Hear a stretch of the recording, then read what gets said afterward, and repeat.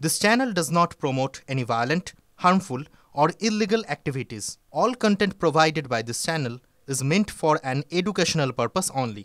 বাহ এবার হয়েছে স্বাদ হ্যাঁ অপূর্ব স্বাদ এমডিএচ এর চাঙ্কি চাট মশলা জীবনে আসল স্বাদ জাগলো আসল মশলা এসএস এমডিএচ আপনাদের আরো একবার মনে করিয়ে দিই, ইসরায়েলের প্রথম বাংলা নিউজ চ্যানেল TV9 বাংলায় পৌঁছে গিয়েছিল। আমাদের প্রতিনিধি সিজার মন্ডল সেখানে পৌঁছে এদ্রাত সীমান্তে একের পর এক পর ট্যাঙ্ক রয়েছে। ইসরায়েল সামরিক দিক থেকে কতটা শক্তিশালী, তারা কিভাবে প্রস্তুতি নিচ্ছিল সেই ছবিটা তুলে ধরেছিল। আজকের এই পরিস্থিতির মধ্যে দাঁড়িয়ে আপনাদের আরো একবার সেই প্রতিবেদনটা দেখাবো। ক্রমশ আমরা গাজা সীমান্তের দিকে এগিয়ে চলেছি, আরও কাছে আমরা দেখতে পাচ্ছি এখানে ইসরায়েলি সেনাবাহিনী ট্যাঙ্ক এবং তাদের সাজোয়া গাড়ি একদম সীমান্তে তারা মোতায়েন করে রেখেছে এবং প্রস্তুতি চলছে বড় সড়ো হামলার। খালি এখানে নয়, তার পাশে আরও বাঁদিকে আমি দেখাতে বলবো সুদেবকে, আমার সহকর্মী সুদেবকে, কিভাবে সারি সারি ট্যাঙ্ক এখানে রয়েছে এবং এগুলোকে মোতায়েন করা হয়েছে যাতে কোনোভাবে হামাস গাজার ভেতর থেকে কোনোভাবে ফের এদিকে না আসতে পারে। এবং সেই সঙ্গে একই সঙ্গে তারা প্রস্তুতি নিচ্ছে বড় সড়ো হামলার। এখান থেকে বাংকার বানিয়ে রীতিমতো এখান থেকেই পরপর শেলিং হচ্ছে। এখান থেকে গাজা দিকে শেলিং যেমন হচ্ছে তেমনই এখান থেকে এগিয়ে যাওয়ারও প্রস্তুতি আমরা চোখে পড়ছে। যেভাবে গোটা এলাকাতে সাজোয়া গাড়ি গোটা এলাকা ঘিরে ফেলেছে, তাতে কিন্তু একটা বিষয় স্পষ্ট যে যেটা বেঞ্জামিন নেতানিয়াহু ইসরায়েলের প্রধানমন্ত্রী, তিনি যেটা বারবার বলেছেন যে এরপরে হামাস বলে কোনো বস্তু থাকবে না, সেই দিকেই কিন্তু এই মুহূর্তে এগোচ্ছে ইসরায়েল। তাদের সামরিক যে শক্তি, সেই শক্তি দিয়ে একদিকে তারা গাজা ভূখণ্ড ঘিরে সেই গাজা ভূখণ্ডের দিকে এগিয়ে যাচ্ছে, ঠিক পাশাপাশি পূর্ব ভূমধ্য সাগরে মার্কিন রণতরী সেখানে রয়েছে এবং সেখান থেকে আকাশপথে হামলারও প্রস্তুতি চলছে। একদিকে জল, আকাশ এবং স্থলপথে এই হামলা পশ্চিম এশিয়ার অন্যতম বড় যুদ্ধক্ষেত্রে পরিণত করেছে গাজা এবং ইসরায়েল সীমান্তকে। সুদেব রায়ের সঙ্গে সিজার, TV9 বাংলা, গাজা সীমান্ত। সেই প্রতিবেদন আপনাদেরকে আমরা দেখালাম। এই মুহূর্তে সিজার মন্ডল আমার সঙ্গে একেবারে নিউজ রুম থেকে রয়েছে। সিজার, তুমি সেদিনই ইঙ্গিত দিয়েছিলে যে ইসরায়েলের যে ছবিটা তুমি তুলে ধরলে এটা বড় সড়ো কোনো প্রস্তুতি হামলার, সেটাই তো প্রমাণ হলো।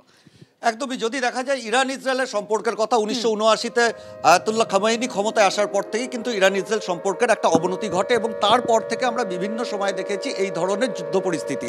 আর 3H যেটা মধ্যপ্রাচ্য বা পশ্চিম এশিয়া পরিচিত রয়েছে, 3H হামাস, হুতি এবং হেজবোল্লাহ, এই তিনটে নন স্টেট অ্যাক্টর বা এই তিনটে জঙ্গি সংগঠনকে ব্যবহার করে বারবার ইরান কিন্তু ইসরায়েলের ওপর হামলা চালিয়েছে। এবং হামাসের যে হামলার প্রত্যুত্তর দেওয়ার যে ছবি, যেটা 2023-এর অক্টোবর মাসে আমরা দেখালাম, এবং সেই সময় কিন্তু কোথাও এটা স্পষ্ট হয়ে গিয়েছিল যে ইসরায়েল এই 3H বা এই যে প্রক্সি ওয়ার সেটাকে কোথাও শেষ করবে। এবং তার পরবর্তী সময় গত 2 বছর আমরা দেখলাম হেজবোল্লাহ এবং হুতির ওপর পরপর কিভাবে হামলা চালালো ইসরায়েল। অর্থাৎ এই মুহূর্তে ইরানের যে প্রক্সি ওয়ারের যে অ্যাক্সিসটা, সেই অ্যাক্সিসটা কিন্তু নষ্ট হয়ে গেছে এবং সেই জায়গায় দাঁড়িয়ে এখন সরাসরি ইরানের ওপর এই হামলা, এবং সেই জায়গায় দাঁড়িয়ে এই যুদ্ধ পরিস্থিতি আরও কতটা ভয়ানক হতে পারে সেই আশঙ্কা যেমন রয়েছে, তার পাশাপাশি এটাও ঠিক কোনোভাবে হামাস বা হেজবোল্লাহ কিন্তু ইরান নয়। অর্থাৎ ইরান কিন্তু সামরিক দিক থেকে পশ্চিম এশিয়ার একটা অন্যতম শক্তিধর রাষ্ট্র, এবং সেই জায়গায় দাঁড়িয়ে ইরান বা ইসরায়েল কোনো পক্ষেরই কোনো হঠকারী সিদ্ধান্ত কিন্তু গোটা বিশ্বের যারা সামরিক দিক থেকে বা অর্থনৈতিক দিক থেকে সুপার পাওয়ার, তাদেরকে এর মধ্যে ডেকে আনবে। তার কারণ স্ট্র্যাটেজিক রিলেশনশিপ এই দুটো দেশের সঙ্গেই কিন্তু সবার রয়েছে। আর সেই জায়গায় দাঁড়িয়ে সেই হঠকারী পদক্ষেপ কেউ গ্রহণ করে কিনা সেটা কিন্তু প্রশ্ন। কারণ ইরানের কোথাও একটা বাধ্যবাধকতা এখন তৈরি হচ্ছে যে মধ্যপ্রাচ্য এবং পশ্চিম এশিয়ায় নিজেদের যে অবস্থান, নিজেদের সামরিক শক্তি প্রদর্শন না করলে তাদের ভবিষ্যতে কিন্তু অনেক বেশি মাসুল গুনতে হবে। ধন্যবাদ সিজার। আর এই যে আমরা দেখছি ইরান ইসরায়েল একটা টেনশন চলছে, কোথাও কি রাশিয়া ইউক্রেন যে টেনশন, যে যুদ্ধ, সেই যুদ্ধের ছায়া কি এখানেই? তার কারণ এই জন্যই বলছি আপনাদেরকে, ঠিক যেভাবে স্পাইডার ওয়েবের কায়দায় কিন্তু এই যে অপারেশন রাইজিং লায়ন সেটা করা হয়েছে বলা হচ্ছে। এবং এই নিয়ে যে আরও যে ইনফরমেশন উঠে আসছে যে ইরানে সেখানে গোপন দ্রোণ ঘাঁটিও নাকি বানানো হয়েছিল, আমরা এই নিয়ে আরও ডিটেলসে জানবো। দীপকে আমি একটু ডেকে নেবো। দীপ, এই জায়গাটাই ঠিক জানতে চাইবো, কোথাও কি আমরা রাশিয়া ইউক্রেনের যে টেনশন, সেই টেনশনের ছায়া কি এবার ইরান ইসরায়েলের টেনশনের মধ্যেও দেখছি? কারণ সেই একই রকম কায়দায় কিন্তু এই অপারেশন রাইজিং লায়ন। দীপ, দেখো, অন্তত ইসরায়েলি সেনা তো এমনটাই দাবি, ইসরায়েলের সেনার তরফে দাবি করা হয়েছে যে তারা কিন্তু একদিনেই অপারেশন চালায়নি, মানে অপারেশন এই যে রাইজিং লায়ন, যেটা এই মুহূর্তে গোটা বিশ্বে একটা তৃতীয় বিশ্বযুদ্ধের আশঙ্কা ডেকে এনেছে, সেটা কিন্তু একদিনে হয়নি। বছরের পর বছর ধরে ইসরায়েলের গুপ্তচর সংস্থা মোসাদ এবং ইসরায়েলি ডিফেন্স ফোর্স তারা একযোগে এই অপারেশনের প্ল্যান করেছে। কীভাবে অপারেশন করা হয়েছে? প্রথমে যেটা করা হয়েছে, গাড়িতে করে ইসরায়েলি ড্রোন পাচার করা হয়েছে ইরানের মাটিতে। তেহরানের কাছে একটা রীতিমতন ড্রোন ঘাঁটি তৈরি করা হয়েছে, যাকে বলে ড্রোন বেস। সেই ড্রোন বেসে দিনের পর দিন কয়েকশো ড্রোন জমা করা হয়েছে। এর পাশাপাশি মোসাদের কমান্ডো এবং ইসরায়েলের অন্যান্য সামরিক অস্ত্র সেগুলো গাড়িতে করে তেহরানে পাচার করা হয়েছে। এবার কেন এটা করা হয়েছে? তার কারণ হচ্ছে, যখন এই অপারেশন রাইজিং লায়ন চালানো হয়েছে, মানে শুক্রবার ভোর রাতে রিমোটের মাধ্যমে এই সমস্ত ড্রোনগুলো, যেগুলো আগে থেকেই তেহরানের মাটিতে একেবারে ঘাঁটি গেড়ে বসেছিল এটা বেসের মধ্যে, সেগুলোকে রিমোটের মাধ্যমে চালনা করা হয়েছে এবং সেগুলো ইরানের অত্যন্ত গুরুত্বপূর্ণ, যেখানে পারমাণবিক গবেষণাগার রয়েছে, যেখানে ইরানের গুরুত্বপূর্ণ সামরিক ঘাঁটি আছে, সেখানে আছড়ে পড়েছে, যাতে ইরানের ডিফেন্স সিস্টেম, যে এয়ার ডিফেন্স সিস্টেম, কোনোভাবে ইসরায়েলি বায়ুসেনা এবং ইসরায়েলি হামলাকে প্রতিহত না করতে পারে।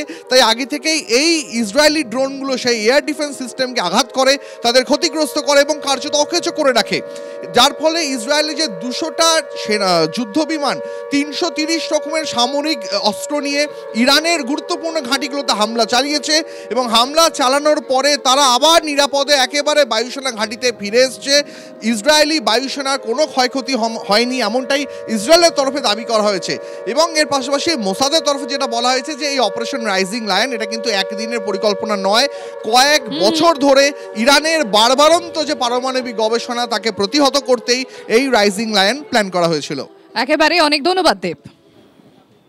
তবে এই মুহূর্তে বেশ কয়েকটা আপডেট আপনাদের সামনে তুলে ধরবো, একের পর এক ব্রেকিং আপনাদের সামনে তুলে ধরবো। আরো বড়সড় বদলার হুঁশিয়ারি দিচ্ছে ইরান। কঠোর সাজা পেতে প্রস্তুত থাকুক ইসরায়েল, হুঙ্কার ইরানের সুপ্রিম লিডার আলী খামেনির। ইসরায়েলের হামলায় বহু কমান্ডার, বিজ্ঞানী নিহত হয়েছেন বলে জানিয়েছেন খামেনি। ইরানের অভিজাত এলাকায় হামলা চালিয়েছে ইসরায়েল, কোনোভাবেই ইসরায়েলকে ছাড়া হবে না, হুঁশিয়ারি খামেনি।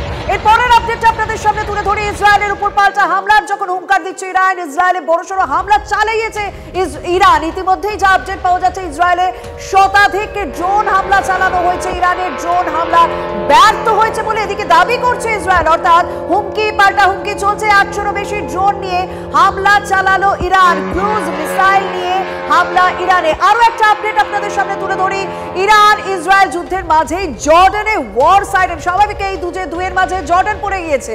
জর্ডানের আকাশে দেখা গেল ইরানের ছোড়া বেশ কিছু ড্রোন। ইসরায়েলের দিকে ইরানের ছোড়া বেশ কিছু ড্রোন নামিয়েছে জর্ডান। প্রসঙ্গত, জর্ডানের এয়ার ডিফেন্স কন্ট্রোল করে ইসরায়েল। আমার সঙ্গে রয়েছেন ক্রিটিক্যাল অ্যানালিস্ট, আমার সঙ্গে রয়েছেন এই মুহূর্তে সুভাষিস দা। এই যে ইরান ইসরায়েল মাঝখানে জর্ডান, এই জায়গার টেনশনটা যদি আমাকে একটু ক্ল্যারিফাই করেন, এবং স্বাভাবিকভাবে এই যে এই টেনশনটা প্রভাব আমার দেশে কতটা পড়তে পারে এবং বিশ্বের কোন দেশ সব থেকে বেশি ক্ষতিগ্রস্ত হতে পারে? দেখো, প্রথমে নিজের দেশের কথাটা দিয়ে শুরু করছি। আমাদের দেশের তরফ থেকে এমইএ একটা অলরেডি স্টেটমেন্ট বার করে দিয়েছে, যেখানে তারা ক্লিয়ারলি বলেছে যে where they belong in this entire alignment. এবং হ্যালো, শোনা যাচ্ছে আমার কথা? হ্যাঁ, শুনতে পাচ্ছি, বলুন। হ্যাঁ, where they belong in this alignment, Indian MEA সেটা ক্লিয়ারলি বলে দিয়েছে।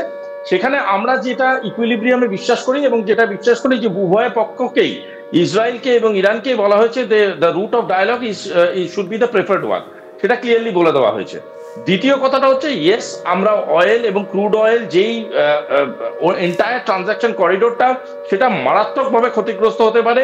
সেটা ক্ষতিগ্রস্ত কতটা হবে তার একটা বিরাট পরিমাণে ডিপেন্ড করবে হাউ ইরান রিটেলিয়েটস।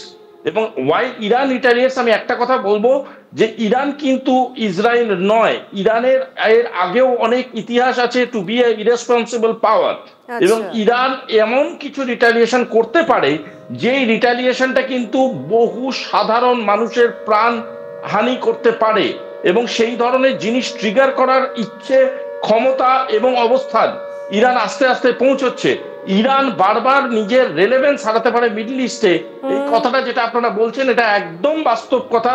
এবং এই রেলেভেন্স হারাবার জন্যে ইরান এমন কিছু একটা হিরোইক্স করতে পারে, আনওয়ান্টেড হিরোইক্স বলতে পারেন, যেটা কিন্তু একদম বোঝাই যাচ্ছে নিজের অস্তিত্ব জানান দিতে হবে, কারণ তখন যখনই তার রেলেভেন্স হারিয়ে যাবে তখন তো সে একটা এমন কিছু স্টেপ নেবে যাতে সে নিজেকে হিরো প্রমাণ করতে পারে। আপনি সঙ্গে থাকুন।